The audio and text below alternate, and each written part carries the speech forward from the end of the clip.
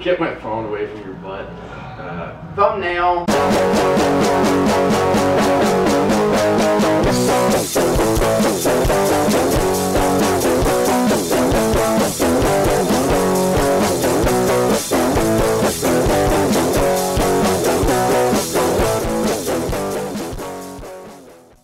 Hey everyone, welcome to another Spinner Reviews interview. Today I'm here with Alan, aka Big Data. How you doing, man? I'm good. How are you? Good. Saw you at this place here. It was awesome. You got a real interesting show going. I always love when someone that's kind of new in like their current project is already has their own thing going. Oh, thanks, man. Yeah, even better than the first time I saw you at the Dirty Parts Festival a few months ago. Oh yeah. At the rodeo place. Yeah, it was hot there. This is much a hot day. Yeah. Especially in that black suit. I imagine this is much more. That's never easy. Man, last time we played in San Diego, in between that one and tonight, was on the waterfront, and we played at 2 p.m. like in the sun, and it was the hottest day in the universe. So today was a welcome, cooler atmosphere. Yeah. Now, for this show, one interesting thing is that, unlike in the studio when you're basically doing everything with your collaborators that you work with, here you're basically having a full band and just basically being the lead singer. I'm curious, with more the studio side of things, does any thought go into like the multiple hats you have to put on as essentially a one-man band at the core of it? Yeah, I mean, a lot of thought goes into it. Some of it is adapting to the circumstances. Some of it is planning things out and just trying to make the best possible result that I can. Before Big Data started, really, I was really just producing songs one at a time with different singers.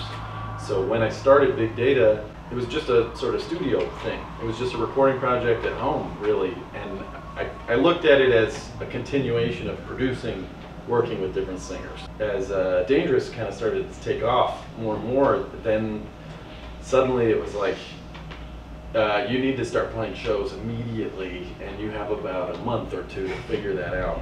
I knew from day one, like, if we're gonna do shows, I wanted it to be a band, and I wanted it to be like, I wanted it to be a live show. I never wanted it to be like a DJ computer thing. Yeah, because you could have easily just set up a panel and cat backing tracks. Yeah, and I didn't. That's not good enough. It's not a fun show. I wouldn't enjoy a show like that.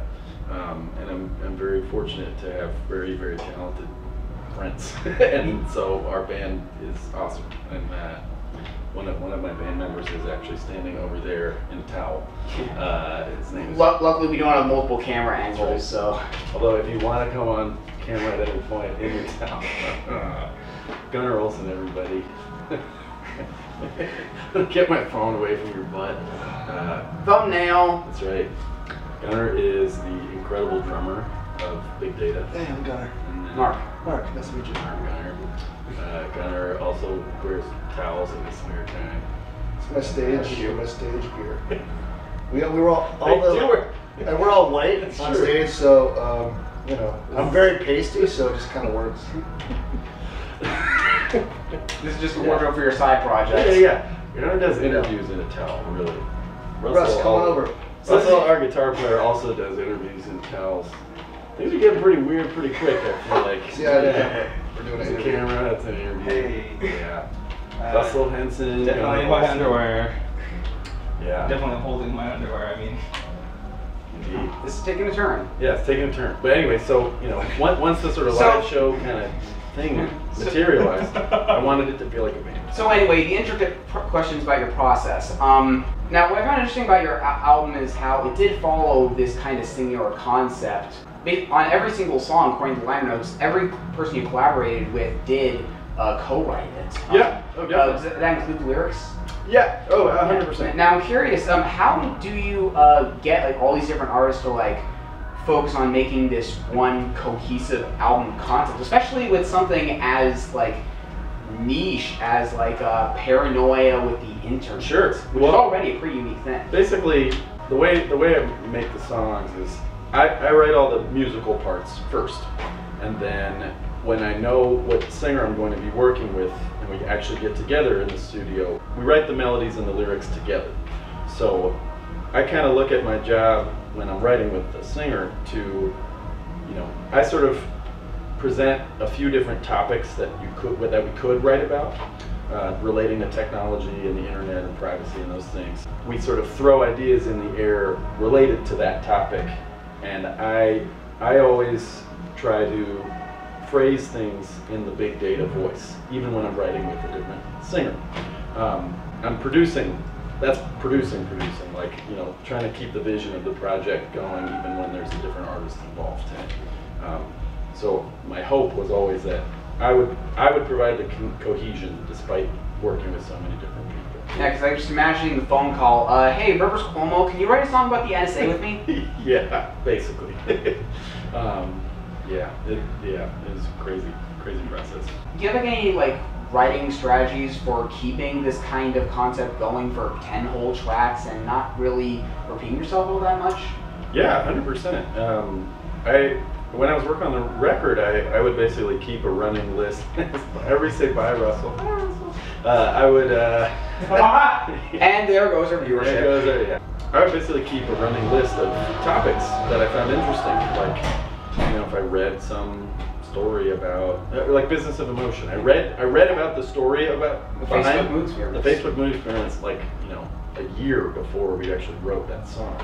And basically, anytime I would read something like that was crazy and interesting and messed up and sort of terrifying, I'd literally keep it in a list, so that when I was together with a singer, I'd be like, here's my list. These are all unrelated but connected. And which one speaks to you the most? I'm sure you've gotten interviews asking you, who do you want to collaborate with next? I'm sure you don't want to name names, but like, is there like a certain type of artist you haven't collaborated with that you might be interested in the future? Man. Like in a certain different genre, or? I don't really think of it that way. I really think about the collaborators as like a wish list, as like, it's just music I love. I know I want to work with somebody when I know their music really well and I love their music.